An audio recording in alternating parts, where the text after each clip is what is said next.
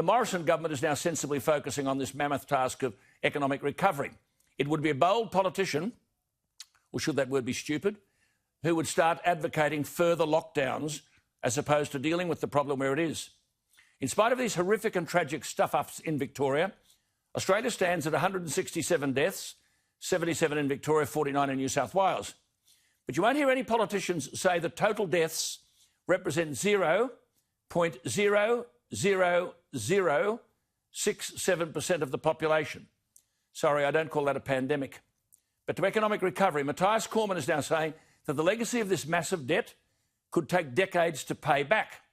He argues the debt is justified because it saved 700,000 lives. Now, I don't know where that figure comes from, but would those jobs have needed saving if we'd done what the Prime Minister had said on March 15? For 8 out of 10, it'll be mild, but we must look after the vulnerable. What's happened is those with it, those without it, those mild, those critical, those young, those old, we're all bundled up into lockdown, and now governments are struggling to convince us that they know the way out of a problem that their alarmism created. In the next breath, they tell us we need confidence and incentives to expand and invest. They've done their best to destroy confidence and investment. The superannuation story is a measure of the gravity of the predicament facing Australians. Almost 3 million Australians have so far withdrawn more than $30 billion from their super. The government knows the mess it's in. It's pretending to help us by saying, oh, you can continue to access your second superannuation 10,000 right through until December 31. This is government using us to avoid the fiscal cliff. And then there's talk about tax reform. Whack up the GST. You mean someone who's lost his job or his business will vote for an increase in the GST so that some other business can hire someone for a job that doesn't exist? This is dog's breakfast stuff. Tax reform? 73 millionaires paid no tax in 2017-18. So multimillionaires somehow can lower their taxable income below the tax-free threshold of $18,200. And what kind of tax relief do outfits like Facebook and Google deserve? Facebook made $598 million in Australian sales to June 30, 2019. They paid $11 million in tax. That represents about 2%.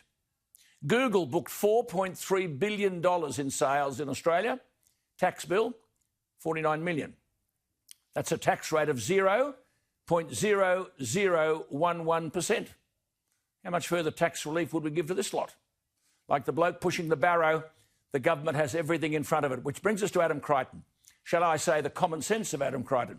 Interestingly, Adam, people are writing to say that the underbelly of what's happening in society today is potentially more damaging than the economic crisis. You've got freedom of speech being destroyed, militants in the street, monuments and statues being knocked down, people are terrified to speak out, governments are frightening the tripe out of everyone, and now we're ripping the guts out of the economy. Is there an agenda here somewhere, Adam? Well, good evening, Alan.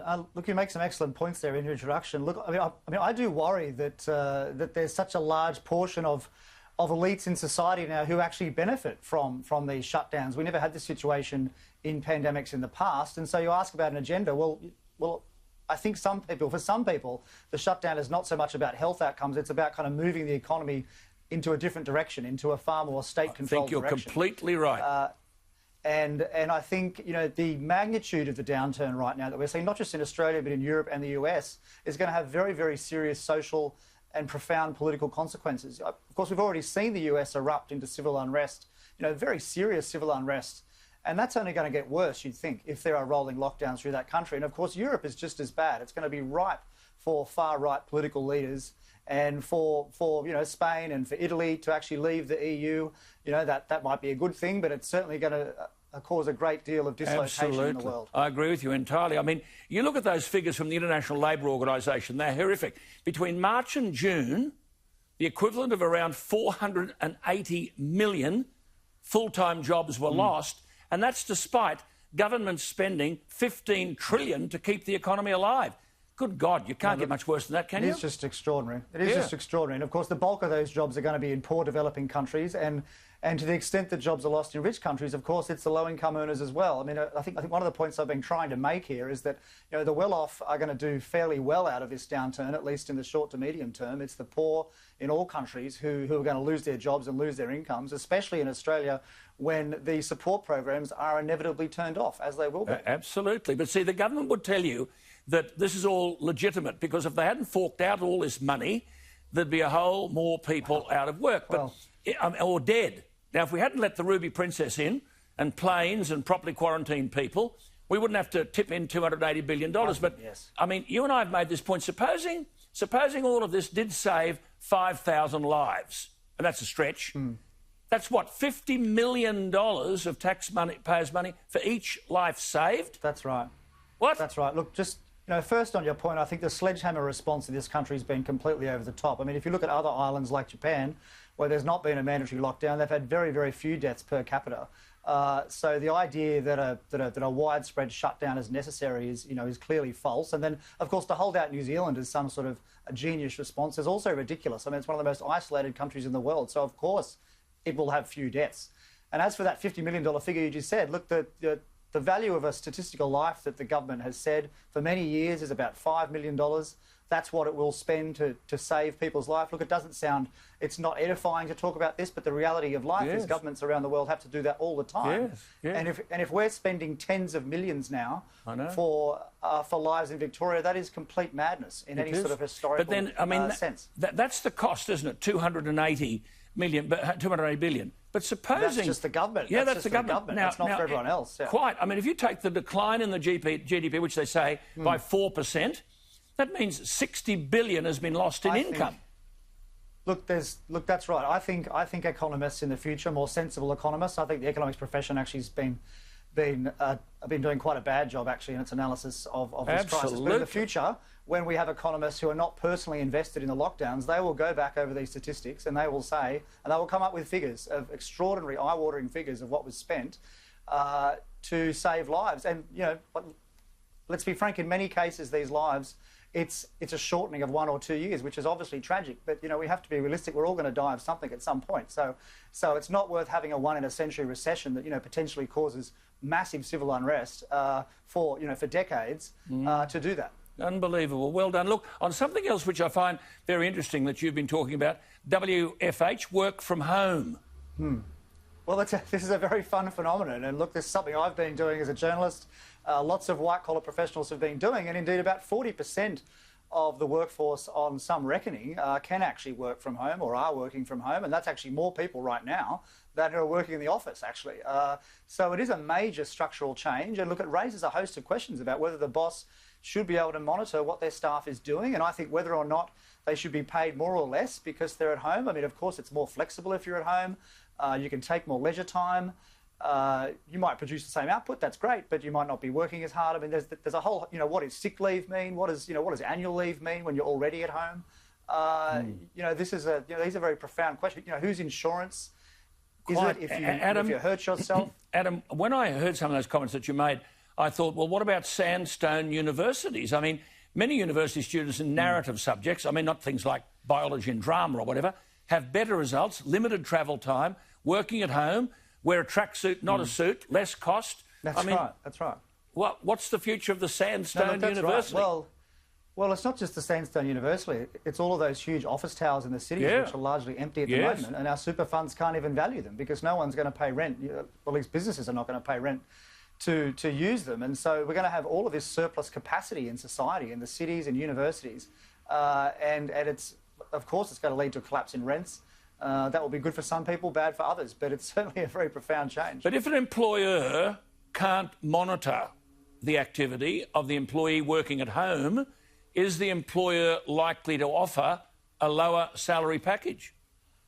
Well, look, I think ultimately, yes, that's the case, because there is more flexibility at home. And I think if workers don't have to commute anymore, they don't have to fork out for various incidentals, dry cleaning for suits and so forth, travel costs, suits, then obviously they don't need to be paid as much, at least in theory. So I think you'll find in the long run there'll be changes. What about the young ones? I mean, youth unemployment 16.4% in June. Scott Morrison says if you have a go, you'll get a go. Will they? Well, that's going to be a joke. I don't think he'll be saying that as much anymore because it'll just seem patently silly.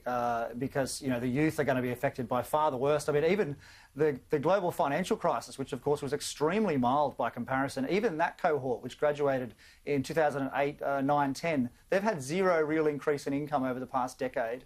And there's some new Treasury analysis out this week that suggests their incomes were a lot lower. Yes. So I would say if you're 25, 26 now and you're graduating, you're in a very, very bad position because it's going to be extraordinarily hard to get a job. Awful to say that, but it is true. Listen, before you go, I want to flag something with you because Australia is a member of this G20. Now, in 2009, I'm getting a stack of correspondence on this.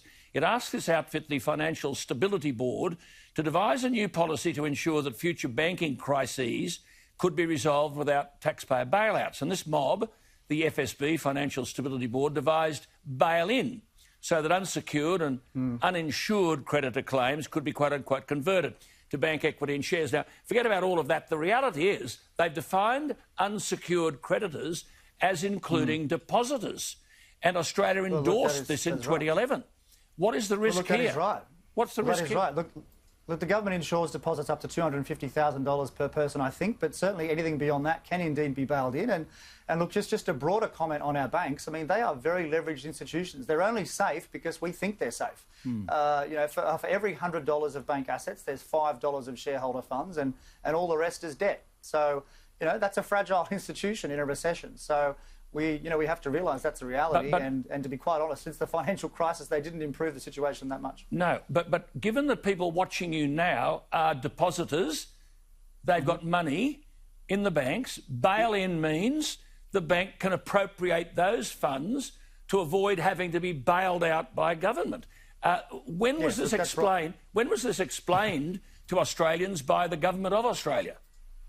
Well, look, it wasn't explained, and the financial system is extremely misunderstood by ordinary people. But look, if they have less than $250,000, then they shouldn't be too worried. Eventually, the government will make good their deposit if there is any problem with the bank. But if you've got more than that, then you might not have it if there's a bank failure. And just a quick one before you go: how do you see things now in terms of? I'm sure no government's going to start talking lockdowns anymore. But how do you see the government addressing this issue? Do you think they know what they're doing? Look, no, I don't really think so, because I know from my reading of just a superficial reading of the science of all this, it's extremely divided. There's massive differences of opinion on the effectiveness of these measures. And this is amongst very smart people around the world. So the idea that there's one right answer, that it's a hard lockdown, I think is completely farcical. Absolutely. And I think that there should be a lot of disagreement within government. Quite. Bit of public debate. I don't think they do know what they're doing. Bit of public debate would be healthy. I think people are wondering whether those who got us into this mess are the very people that should be trusted to get us out of it. Great to talk to you, Adam. Keep up the common sense, my friend. It's not common. How good is he?